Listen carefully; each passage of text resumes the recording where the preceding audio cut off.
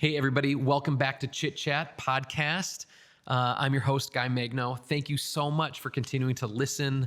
I am hearing from more and more of you as the weeks have gone on. People are listening and commenting. And I just want to say I appreciate it. Like, seriously, it's an honor that people are listening, that you are listening, and that you've kind of folded us into your day. Again, whether you're doing laundry or dishes or commuting, that's kind of my deal. I love while I'm on my bike or driving.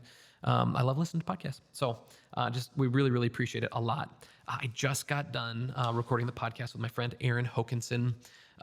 Aaron is a consummate entrepreneur. He started his first business when he was 15 and he ran it for 17 years before he sold it. And then he got to buy in to an existing business that's over 50 years old. And so just talking a little bit about that and about Central Minnesota. And we touched for a second just on this upcoming election and kind of what we hope happens here locally. And it was just a really neat conversation. So I'm excited that you get to listen along now. Thank you so much. All right. Aaron, thanks for coming and joining us on the Chit-Chat podcast. I really appreciate you coming today. You got it. Absolutely. Thanks for having me. I'm ecstatic. All right. Well, today I'm just drinking a decaf Americano. Okay. And I think you got yourself an iced latte there. Yeah. Thanks for coming. Really appreciate it. You got it. Realizing it's a little late in the day for this, but. Right. Hopefully this doesn't, you're not thinking about this at 2 a.m. when you're rolling around in bed. Okay. Aaron, would you just introduce yourself? Tell us who you are. What do you do? I'd just love to hear a little bit more about some of the stuff that you've had the chance to be a part of in the last couple of years. For sure. Name's Aaron Haakenson, born and raised here in Central Minnesota. I'm a Sauk Rapids guy, actually. All right. So I went up to St. John's 2007 to 2011. Otherwise, I've been here pretty much my entire life. So I know St. Cloud very well. I know the area. But right now, I'm the CEO of Security Lock Technologies. So we are formerly known as Security Locksmiths, the original locksmith shop in St. Cloud. Mm-hmm. How many years? How many years has security been a business? Since 1972 is when it was founded by the original guy, Herb Bears. Mm-hmm. And he ran it up until the 90s. And then he sold it to his son, Steve. And then Steve had it for at least 15 years. Yeah. And then he eventually got to the point where he was ready to sell. So. And did you buy it from Steve? Yes. All right. Bought it from Steve. Cool. Yep. My partner, Anthony Jensen. So he was an employee of the company for 15 years and always had aspirations of buying it. Mm-hmm. And I was just coming fresh off of a different small business and got word through the grapevine, through another guy, actually the late Jim Fenice is the guy who put me onto the business. He would really appreciate that plug because, well, he wanted me to tell people that he was the reason why I bought the place. And if you know Jim Fenice, he's proud of himself. Yeah. So he was. Yeah. He passed away, unfortunately. And an eccentric guy. Yes, absolutely. So he was kind of my ticket into the place. Cool. And from there we just sort of made some conversation happen, and Steve was motivated to sell, and so was Anthony, ready to buy. So we made it happen in a few months. So that was in 2021. So January 1st, 2022 is when we took over the place. Sweet. And I mean, so this business started in the 70s. Yeah. Obviously, a business like that has changed so much in the 50 years or so. Yeah. Right now, you guys do a whole bunch of technology piece of that. Was that something that had already started to exist in the business before you guys, this new ownership group bought it? Or is the technology piece, is that something that you guys are kind of bringing to the table now? I would say the technology piece is what we're bringing to the table. The low voltage work, 15, 16 years ago, my partner Anthony, he studied mechatronics in college. Mm-hmm. So he brought that to the table. And so they started doing some burglar alarm systems and a little bit of access control. When I say access control, I'm talking about card access. Yeah. You present your card at the door and you open it up that way electronically. So that always existed, and a little bit of security cameras too.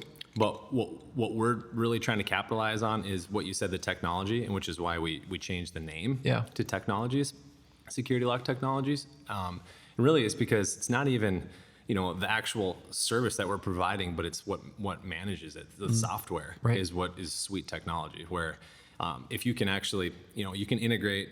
It's not just about securing your door so no one can get in, right? It's about bringing the technology piece is providing an audit trail for managers, basically just controlling the flow of people throughout your building, interior, exterior doors. And then when you add security cameras to the mix too, it's even more data that you can put together, and it's just giving managers and the owners of the building just more data to make decisions and make improvements and make it a safer place to work, really. That's cool. With the technology piece, like, I mean, can you share like what percentage of your overall revenue in a year is related to some of this newer technology stuff now?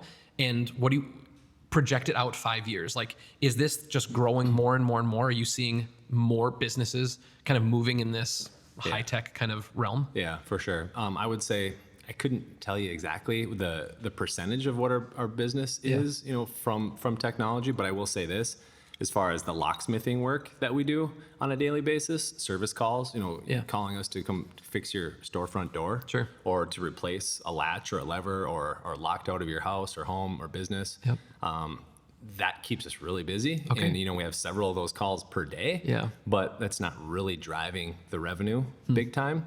But we've seen, since we took over, 20% increase in sales every year. That's cool. So I would say our increase is definitely the technology. Yeah. So we're still doing all the locksmith work, and we're going to continue to do it. There's a demand for it. Every access control system needs locksmith work. As a matter of fact, Anthony's out in Illinois right now working with one of our partners who got us into some new technology, but they didn't do locksmith work. So we're sort of, swapping services in a way. We're mentoring each other. Yeah. So he's out in Illinois teaching a technology company how to do locksmithing. That's interesting. Yeah. That's cool. Yeah. And I think when I met you, you were running Peerless Lawn, right? That's correct. What year did you start Peerless, or did you buy that one? I started. Okay. So that was my first job. Yeah. First job, 15 years old. Only job I had forever for my entire life. Yeah. So, I just started that as a lawn mowing business. My parents took out a loan for me, and I was able to pay that off in the first year for a zero turn Great Dane lawnmower. Bought it from Voss Outdoor Power Equipment, which is on County Road 75 there, Clearwater Road. And so paid that off, made some pretty good business connections through people that I knew and through my parents' network, capitalizing on that. Yeah. And then just sort of grew it from there. And eventually, year over year growth is kind of what I was seeing. And then once I graduated, went up to St. John's, definitely was not intending on continuing to run that business. Yeah. But part of the entrepreneurship program out there was a requirement to create a business plan and launch a business venture. And I just decided to expand on my business. That's really cool. And we got into the turf care, fertilizing, and weed control, and got my pesticide applicator license and started doing that. And then I got even really more passionate about it, honestly, and added a few crews and still very small business, even up until I sold it.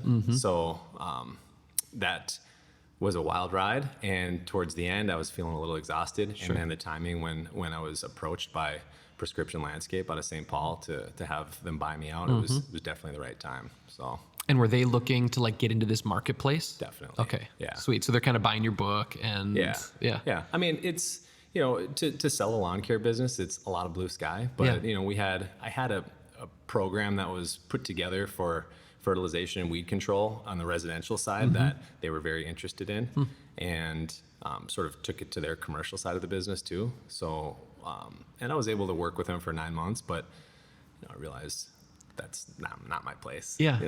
I wanted to get back into small business and work for myself. I think it's really fun that like your first job was a job that you created for yourself, and that you stayed working there long enough until you could sell it. I mean, I think that's such a fun thing. What was something that you learned maybe about yourself or about small business, just kind of seeing it from its inception at the age of 15 until you sold at 24, 25, how many years did you run it? Shoot, 17 years. That was, oh man. Yeah. 16, 17 years, 32. I was 32, man. Wow. Yeah.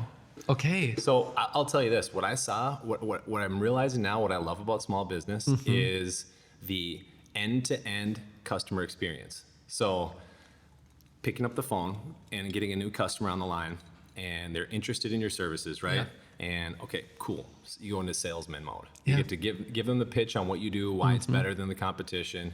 But then the process of actually providing the service or providing the product or goods or whatever it is, and then finishing, doing a good job, being in communication with the customer the entire time, and at the end of it saying, you know, we did our best. How was it? And what did you like about it? What did you dislike? And trying to get better at it. But the fact that it's the same person from start to finish handling the customer. Yeah. I think I'm just addicted to the customer service side of it. Yeah. That's cool. Okay. I mean, 17 years, that's a really, really cool thing. If you were going to talk to a 15-year-old kid who's thinking about starting a business of some kind, what would you tell them as kind of not a shortcut, because there are no shortcuts in entrepreneurship, but what would you tell them just to give them a good kind of head start? I would say if you're starting the business and your friends are not, don't be afraid. You're going to miss out on a few things here and there. You're going to miss out on some pool parties in the summer, or because you're working late or working early. But there's plenty of that stuff, and you're not going to look back on missing a few extracurricular activities and regret that. You're probably going to regret not starting a business earlier and learning from all those failures and mistakes that everybody knows comes, starting a small business, all the failures, you're going to fail. Yeah. So just get it over with. Start failing and it's going to happen. Working. So you might as well start now. Yes, exactly. Get it out of the way. Younger. You have hardly, any commitments when you're young. So I'd say go for it, whatever it is. It's one of the things that I love to tell young entrepreneurs or people that are just maybe even considering, especially that are young, that every good entrepreneur, every good business owner, you want to look at what you have available to you. What kind of skill set do you have? What kind of advantage do you have? And then you need to figure out how to use that advantage to advance the business. And if you're young, and especially if you're single, no kids, you have time in a kind of way that you never will before. Right. So push in right now. Get rid of video games. Get rid of just going out and drinking and just doing all this other stuff. If you just took that energy and that time and just pivoted that thing alone, just the time, forget expertise, forget acumen or any of that stuff, just throw this massive amount of time at that thing, you will give yourself such a huge kind of leg up on the competition. And someday when you have a spouse and children and no time, you'll wish man, I really could have spent that time a little bit better. So right. Yeah. There are no time for video games. But what I would say also to that kid is it's not your last job. You may run it for 17 years, 10 years, 5, or whatever it is. And you don't have to be committed to doing it for the rest of your life. Yeah. And it doesn't need to be what you're most passionate about either. If it's a good idea and you think you can make money at it, give it a shot. Absolutely. Yeah. Okay. So you started a business at 15, ran it for 17 years. So fun. As you've jumped into this next business, what do you think is new or different about running this one, having bought into a business that you hadn't spent the last 17 years running? What's kind of new or what's different about jumping in kind of in the middle of your career rather than at the beginning and starting that? How has that been different for you? Yeah, that's a really good question. I actually think about that a lot to myself because I'm trying to approach this business differently because first of all, it took me easily a year and a half just to get my hands wrapped around the business, to get my fingers on the pulse of this business. What makes this business run? I mean, I saw the numbers before we bought it, and I'm like, well, I know we can do better than that. Just by just from walking in the door, I'm like, I know we can do better than that. So getting my hands around the business, and I'm not really the type of manager. I call myself a CEO, right? That's a fancy, glamorous word. I'm just the leader of a small business. Yeah. But what I try to do is try not to get too caught up on the daily operations as much as I can. But inevitably it happens because we don't have, I answer the phone a lot. So we have, a call tree where you call in. We implemented that a year ago. And 3 of the 5 numbers that you call come to you. Call me. Yeah. So I'm still definitely in the thick of it, but really going into it, I was trying to make sure that I could try to work on the business, not in the business as much, but you can't just start telling people what to do if they've been working there for 49 years or 45 years, 12 years, 15 years. You can't just start telling those people what to do if you don't even know anything about the business. So first year and a half, really getting into the thick of it and understanding how it works, understanding how locksmithing works, and working next to my partner, Anthony, pulling cables and learning about, cutting in strikes on door frames and things like that.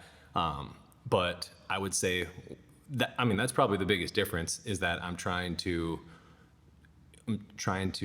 grow as far as bringing other people in to learn right beside me. Yeah. I'm not the only new guy learning. So trying to bring in people and getting them up to speed as much as possible is my goal. Yeah. So we've hired 3 people in the last year and a half. So that's a lot for us, considering there's only 4 employees to start. Now we're up to 10 on payroll. So that's a lot of growth in a short amount of time. yeah, for sure. And it just, there can't be, but the old ways had to be broken, and of a business that was around for 50 years, nobody really made any changes.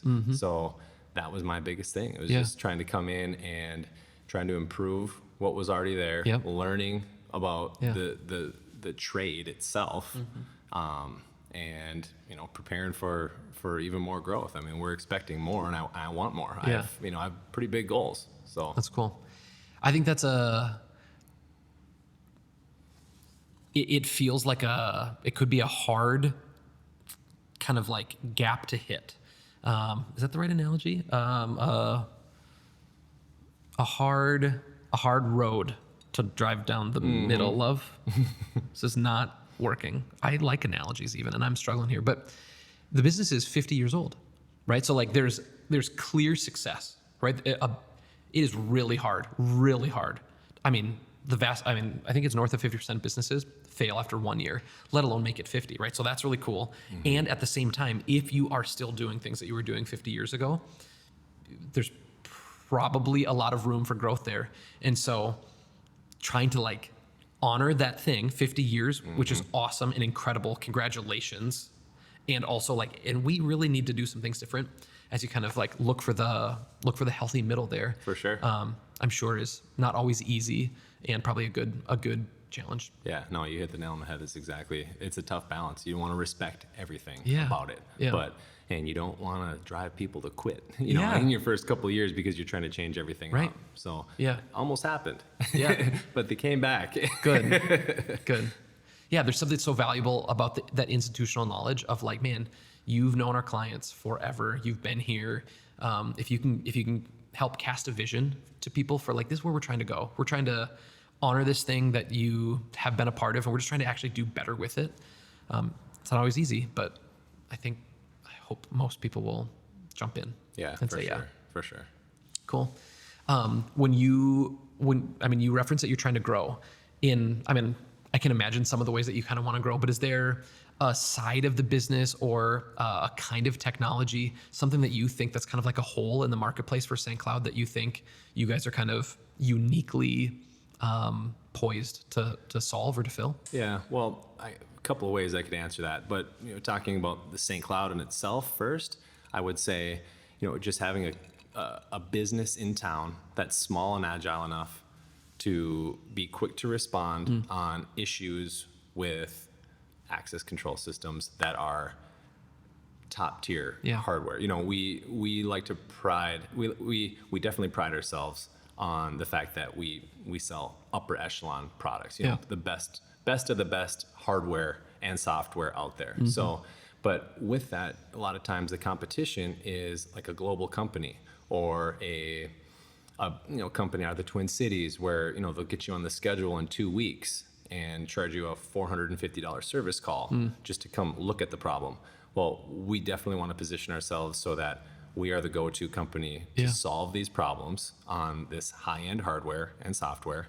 And we want to continue to leverage the technology piece where we can, upgrade people, from old sort of obsolete systems that they're running their business security on, and even, the future is probably even some cybersecurity. Security is a word that we're going to continue to describe our business and technology. So that, I think, is just the perfect word to describe us, and then locks, we're still locksmiths. So just those two things we're going to hold on to, because that's what we want to be the best at. Yeah.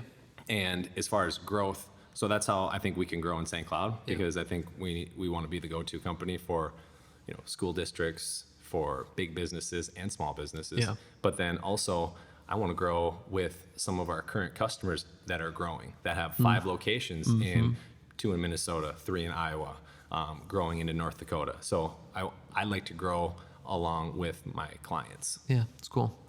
I can imagine that, like, there's a decent chance that we don't even know what your business could look like in 20 years.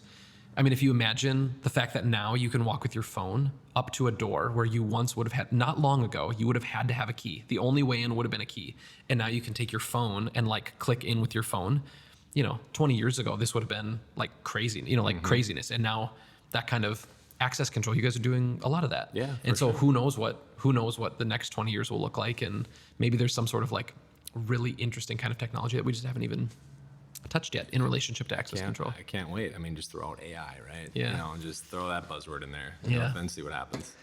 Are there, I haven't seen it anywhere here, but have you ever heard, like, is there, are there cameras and stuff that, like, with facial recognition and a door unlocks because it recognizes who you are? Is that a thing? It is. Wow. It is. And actually, we're working. I don't think I like it. I don't. No, I mean, Mall of America actually just implemented AI with their security camera systems. I mean, that was an article I saw on Care 11. But What does it do? I think it just allows you can upload an image of a person of interest into the software. And when it sees that person on camera, notifications galore. And then being able to tag and track that person from camera to camera throughout the mall. And keep an eye on them. Absolutely. Wow. And trigger your access control system or your burglar alarm system or anything that's got a relay where you can, make something happen as a result of seeing this Close person something, on camera. lock something. Exactly. So notify. For instance, in school districts, right? So we're working with a school district, not in St. Cloud, in the Twin Cities, trying to sell them this software. We're working on it, and they're trying to make it work within their budget. We're just a reseller of this product. We didn't think of it. It's not my great idea. Yeah. But basically, what's going to happen is they've got 8 different buildings throughout the district, and they want to do exactly that. If they can upload an image of this person who shouldn't be on campus, and they come up to the door, they want a notification sent to the principal and 3 other people, and then front door to lock. Wow. So that's happening. That can happen now. I mean, in one regard, I think it's fascinating. I mean, it's for sure fascinating, and in one regard, I really like it. And I have a little bit of like apprehension around just like technology and what it does, and sometimes indiscriminately does. And so I see the value in it in a lot of ways, and it also scares me a little bit too, truthfully. Yeah, definitely. I know sometimes I just want to get as far away from my phone as possible, and don't click anything, don't say anything, and just go for a walk. Yeah, I have a good friend that works for. He was in the Air Force, and now he works for the Space Force, which is like a real thing. It's not just a TV show. Right. And every once in a while, he'll say little things to me, like, if we're talking about some of this technology or something, but just like what you don't, like the things that you don't know or don't realize, that like how big the government is and how big the technology and stuff is. Some of my little proclivities around some of that like sensitivity, they might as well be unwarranted. Not because it's not real, but because there's already so much of that happening. And anyway, I'm trying to be sensitive in part because of his job or whatever. Anyway. Yeah, fun. All right. Well, I hope it'll be fun to see like how the technology changes, and it'll be fun to watch, like as you're trying to like be really forward thinking in the business, how you grow with that, as the technology changes and the industry changes. It'll be fun to watch how you continue to grow and take a 50-plus-year-old business into the future. That'll be really fun. Absolutely. Okay, so you've been in Central Minnesota your whole life. Yeah. Went to St. John's. Actually, you were in the business department at St. John's. Yeah, I was a management major. Yeah. What? My cousin, Ian Sherber. Oh yeah. Do you know Ian? Yeah, he was an E-Scholar. Yeah. Yeah. Yeah. He's your cousin? Yeah. Oh dang. Yeah. What was his venture again? So many. Yeah. So many. He is a true entrepreneur. Yeah. But I remember just hearing him talk about the business department and program at St. John's with such high praise, and how excited he was that, by going through this program, one of the greatest things is that you get this network of Johnnies. What has it been like to walk through St. John's University as a program, and then also to like be an alum and be a part of that kind of that network? Yeah. Well, it's really cool. Honestly, when I look back on my education at St. John's, I mean, arguably, you could probably have gotten a better education from the Herberger School, at St. Cloud State for business and management wise. But I think for me, it was just pushing the boundaries a little bit more, out of my comfort zone, getting out of St. Cloud a little bit more, and then I love that. It's it's like 8 miles away. Yeah, but it seems like you're totally. For me, I got homesick. Really? Seriously. Okay, I'm a homebody. I'm the oldest. I'm the oldest of 3 kids, so I was always the leader of my brothers and sisters, and I sometimes didn't want to leave home. Yeah, but so at the time, I was pushing the boundaries, and I wasn't even going to be in a management major to begin with, but soon realized that I should continue to follow down that track, and it was the right thing for me to do. And being in the E-Scholars program, doing things that are totally uncomfortable, like networking, for example. That's where I learned to network. I mean, and now I would say doing networking events and even things like this were super uncomfortable for me, but it's going into it with the mindset of, if you're not choosing to push yourselves and be yourself and be uncomfortable a little bit, and you have these high aspirations and big goals, good luck reaching those goals. So, I mean, when you guys texted me and I got the text, you want to be on my Chit-Chat podcast, I'm like, me? I'm like, dang right. Sure. Fun. Yeah. Good. This is going to be a challenge. This is going to be new for me. And so to me, St. John's was full of that, full of pushing boundaries. Yeah. So doing things that I never would have done. I did a lot of traveling through E-Scholars and through some mission trips. Yeah. So yeah, I absolutely have had the best time out there. That's cool. So it's easy to look back at, 4 years in college or however many, and to think positively about it. I look back at mine. I have hesitation about, even though my time in school was so fun and so great, I have hesitation about like telling everyone you should go to school. If you would redo it today with what you know about business, and would you for sure go back to school? It's it's tough. We were talking about that with my family over the 4th of July, and we're like, do we want our kids to go to college? Yeah. Or do we want them to, maybe think about it for a little bit and just work? Yeah. And then decide what you really want to do? That's tough. I'm still undecided, honestly, but I got some time before my kids are going to school. Remind me how old your kids are. 1.5, 4, and 5.5. Okay. Yeah. You got time. Yeah, I've got some time. But honestly, I'm undecided on that question. I would love to give you an answer, but I don't know. I mean, if cost keeps going up the way it is, I mean, then maybe on your own, kids, maybe just a chunk. I'll help you out with a chunk, but we'll see what happens. Yeah. But it's hard to say. I think I would support anything that my kids wanted to do as long as they had a plan. Yep. But you're not going to go and just go to college just to go and have fun and be social. Better have a plan. Yeah. I think that's a good word. Whatever you have a plan for, I'll support you. I like that a lot. Yeah. I think one of the interesting things is what I've told so many young people is like, if you don't know what you want to do, I don't think college is the right thing. Cause like, you'll just waste money, just kind of like spinning your wheels a little bit. You might as well like go work, like go jump into a job and like learn about the marketplace, and you'll learn really quick the kinds of things you like and the kinds of things you don't like. And there will be a university forever that will gladly take your money for 4 years, and just give it a little, give that a little bit of time, and maybe don't rush into that. And then also, just thinking, if you have interest in the possibility of like running your own business, there are so many other ways to like learn how to do that a 4-year degree maybe isn't the right thing for you. And jumping into a business and trying hard, and even if you fail after a couple of years, what did you learn in that time? And I would take 2 years of just like grinding hard and ultimately failing at some business at the age of 20 or 21 years old. I don't know. There's something just about the like hard knocks life lesson thing that I think you could make an argument that would be more valuable and cost less. Definitely. Than jumping into a whole bunch of school debt. And not to mention, learning from people who are experienced, like setting up an informational interview. I mean, I guarantee you would love to talk to some young kid about we do what it all you the time. do. Yeah, we do it all the time. That to me, you could pair that with some textbook learning, or do that instead of. And people are going to want to talk to you if you try to set up an interview. People will definitely be interested in letting you know about their story.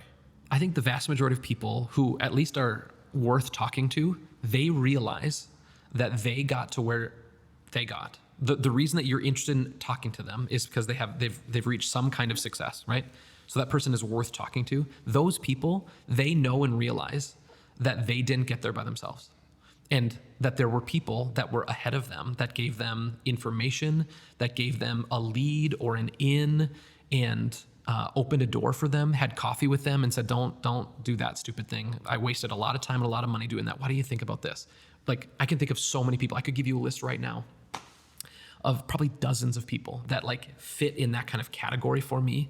And so how terrible would it be if I wasn't willing, if some young person came and asked me or asked you like, hey, I'd like help thinking about this thing. Would you be willing to drink a cup of coffee with me? How crazy would it be to say no to that when there were so many people that were so gracious with me and their time and their energy? So I think if they're worth talking to, they know and understand that they got to where they are because of other people investing in them. And so you kind of got to turn around and do the same thing. For sure. Yeah. Set up a meeting. That's it. That's right. Okay, so you're running a business here in central Minnesota. And you're a homer. I mean, like, clearly you love central Minnesota. You love being here. What is it that makes our community kind of special or different for running a business? Yeah, I would say a lot of it has to do with the size. So I think it's a perfect size. And okay, so here's why I think it's perfect size. Because it's big enough where if you've got a great idea, or if you've got a small business that needs some rehabilitation, and you have big plans for it, there's funding available, private or getting a loan. We've got people in banks, to lend money, right? Infrastructure. We've got a really good talent pool to choose from. If you look at the St. Cloud Tech College and people that you need to get the work done, we've got those people, and a lot of those. I was just listening to WJON. I think like 96% of students at the St. Cloud Tech College have jobs like already lined up, pretty much. So you're going there to get a job and work. But then there's also, it's big enough where there's a buyer for pretty much everything. So you may not have a ton of buyers for a certain high-end product, maybe, but there's buyers from middle income to upper income, not the 1% necessarily, but there's a lot of buyers out there for a lot of different products and ideas. Yeah. So that's why I think it's big enough, but it's also small enough, right? It's small enough where your degrees of separation are like one or two people. Yeah. Like your circle is probably is interconnected with another circle somehow, or you may want to do business with someone because your uncle did business with them or went to coffee with someone that you knew. It's just it's small enough where a lot of people's circles overlap. Yeah. I mean, I felt like if there's somebody that like I'd really like to meet them or know them or something like that, it doesn't feel insurmountable to like meet that person, because I know a couple of people at least who have done something with them, and it's central Minnesota. It still feels approachable enough that yeah, that connection thing is pretty easy. Yeah, I agree. Sweet. I think this next handful of months in central Minnesota, I think is going to be really, really important. We're getting a new mayor for sure, with Mayor Kleiss not running again. I heard the number recently, how many city council there's 3 openings, but how many people are running. There's a lot of really important change that's going to happen in our local government. As a business owner and someone who employs people and helps kind of provide part of our really important revenue base here in our community, what do you hope comes, with the next handful of months in our government, and what that looks like for local business? Yeah. Well, I would say, for me, Mayor Kleiss really laid out his plan to revitalize downtown, right? I mean, he's been on that for I don't know how long. And I think everybody agrees that downtown is vital to your community. And, he's modeled it after other successful communities that have done it, that have had a resurgence in their downtown. I just hope that whoever is the next mayor, still puts as much emphasis on that, or at least has a plan if they think that his plan wasn't the right thing. And I just hope that we continue down that path, because I think downtown does need to continue to grow, and we need people to fill empty businesses. Yeah, there's a lot of empty buildings. Yeah, it's kind of scary. Yep. So if another business wants to relocate or have a big branch in St. Cloud, I'm pretty sure we've got a big building that Capital One used to occupy. It's available. Do you have 1,000 employees and you're looking for a new home? Right. Come on down. Come on down. Yes. But yeah, and people, you don't need that much experience to run for these positions, right? Right. I just got James Trantina. He owns Collins Brothers Towing, and he's running for mayor. Yeah. So, it's almost a free plug for James. But it's like guys like him. He doesn't have much experience. Is he going to bring much? What's he going to bring to the table? Yeah. It'll be exciting to see. And some other people, you mentioned some of these seats that are they're no longer going to be occupied on the city council. I'm not too up to speed on who those people are. We have a little bit of time. Yeah. We still got a little time. Okay. But I don't know. I just hope that everybody's on the same page and we can make progress. That's about it. I just want to see progress made. I don't really care who's in charge. Yeah. But let's see some progress made. Yeah. Agreed. I'm excited to see. I also, like you, from central Minnesota. I've lived here since I was in 2nd grade, and I love this community, and I think it feels like a pivotal time. And what happens in the fall, I think we'll kind of feel the ripples of that for a really, really long time. And hopefully whoever's elected understands how important small business is and how hard it is, and that they're trying to support and push small business. So it'll be fun to see. We've been thinking, with the podcast, as we're still kind of new-ish, we're nimble enough, I think, that we can pivot a little bit. Do you think it would be interesting to bring on some of the people that are running for mayor or city council, and give them just another little platform? Should we think about doing that? I think so. I think it would be fun. We talk, because I run a small business, I end up talking a lot about small business.